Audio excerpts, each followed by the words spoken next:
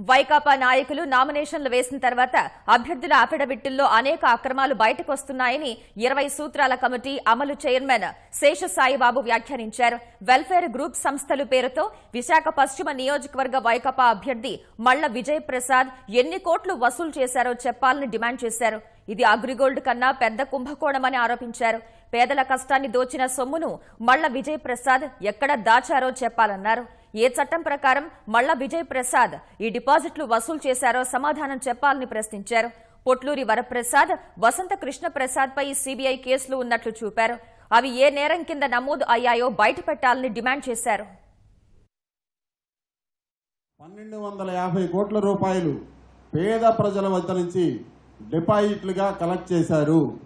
Vizag west అభ్యర్థిగా contest చేస్తున్న మళ్ల విజయ్ ప్రసాద్ గారు, ఆయనకి సంబంధించిన గ్రూప్ కంపెనీలు, ఈ ఒక్క కంపెనీలోనే 1250 కోట్ల రూపాయలు డిపాజిట్ కలెక్ట్ చేస్తే ఆయనకి సంబంధించిన మిగతా అనేక కంపెనీలు కూడా ప్రజల వద్ద నుంచి డిపాజిట్ల రూపంలో వసూలు చేసినాయి.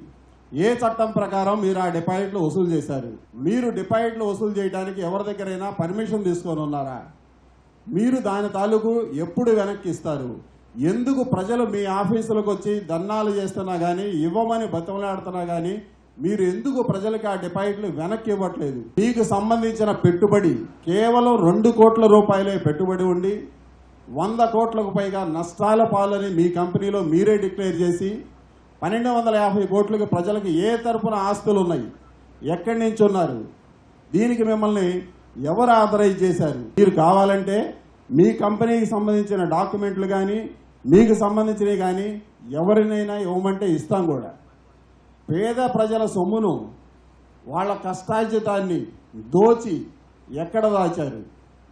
పేద ప్రజల దగ్గర నుంచి 1250 కోట్లు డిపాజిట్లుగా వసూలు చేసిన సొమ్మును ఎన్నికల్లో ఖర్చు పెట్టదలుచుకున్నారా? మీరు కలెక్ట్ చేసిన 1250 కోట్ల రూపాయల డిపాజిట్లు వెంటనే ప్రజలకిచ్చి మీరు ఎన్నికల ముందుకు రండి.